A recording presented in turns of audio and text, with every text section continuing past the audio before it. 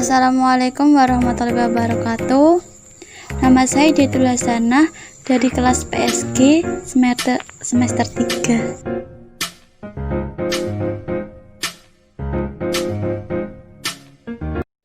Menurut bahasa, syirkah adalah percampuran. Sedangkan menurut terminologi, syirkah adalah persekutuan antara dua orang atau lebih yang bertujuan untuk mendapatkan keuntungan, di mana keuntungan dibagi rata sesuai nisbah yang telah ditentukan pada awal kesepakatan. Pertama, malikiyah, perserikatan harta yang dimiliki oleh dua orang atau lebih, di mana masing-masing individu memiliki haknya masing-masing. Kedua adalah syafi'iyah. Pengertian syirkah menurut Syafi'iyah adalah akad perserikatan di mana setiap individu memiliki hak yang sama, baik harta, pekerjaan, atau bahkan kedua-duanya. Yang ketiga, menurut mazhab Hanafi.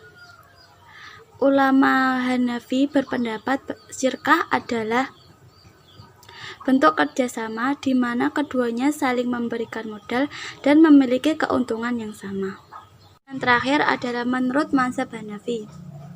Syirkah adalah badan usaha yang dikelola oleh banyak orang, di mana setiap individu memiliki peran dan fungsinya masing-masing.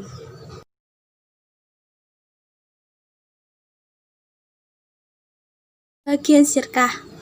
Syirkah sendiri dibagi menjadi dua, yaitu syirkah ukot dan syirkah amla. Yang pertama yang kita bahas adalah syirkah amla. Syirkah amla adalah syirkah di mana dua orang atau lebih yang sebelumnya tidak melakukan akad syirkah tetapi mendapatkan bagian atau keuntungan dari syirkah karena suatu alasan, misalnya warisan, wasiat, maupun yang lainnya.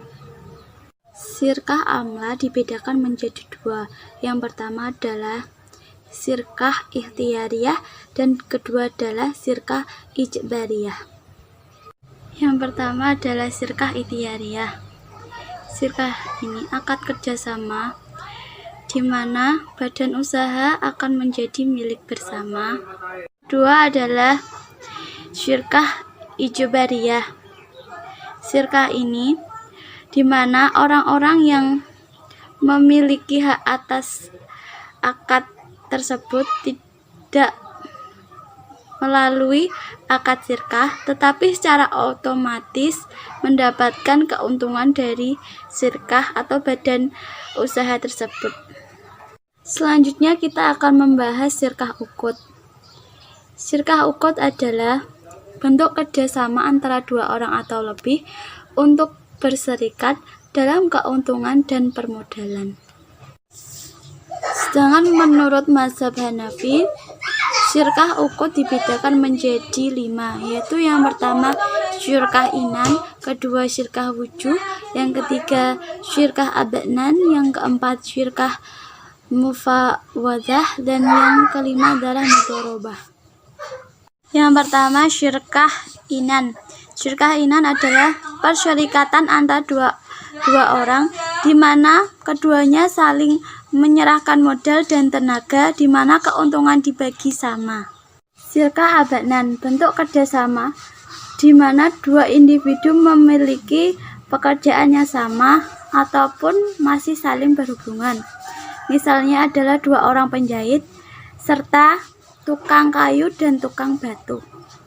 Syirkah wujuh, bentuk kerjasama di antara 3 orang, di mana individu pertama melakukan modal sebagai pekerjaan, yang kedua juga sama dengan pihak yang pertama, sedangkan yang ketiga bertindak sebagai penanam modal. Syirkah muwafidah, yaitu bentuk kerjasama antara dua orang atau lebih, di mana masing-masing pihak mengeluarkan tenaga beserta modal. Syirkah ada 3. Yang pertama adalah orang yang terlibat dalam syirkah. Orang yang terlibat dalam syirkah harus cakap hukum dan amanah. Yang kedua, harta yang berupa modal harus berupa tunai maupun tidak tunai. Yang ketiga, adanya ijab dan qabul. Syarat dari ijab qabul sendiri adalah yang pertama, kejelasan maksud. Yang kedua, kesesuaian antara ijab dan qabul. Yang adanya majelis akad. Dan yang terakhir, berurutan dan menyambung. Syarat sirkah. Yang pertama, harta dinilai dengan uang. Yang kedua, harta harus sesuai jenis dan macamnya. Yang ketiga, harta harus dicampur. Yang keempat, harta dibelanjakan untuk kebutuhan badan usaha.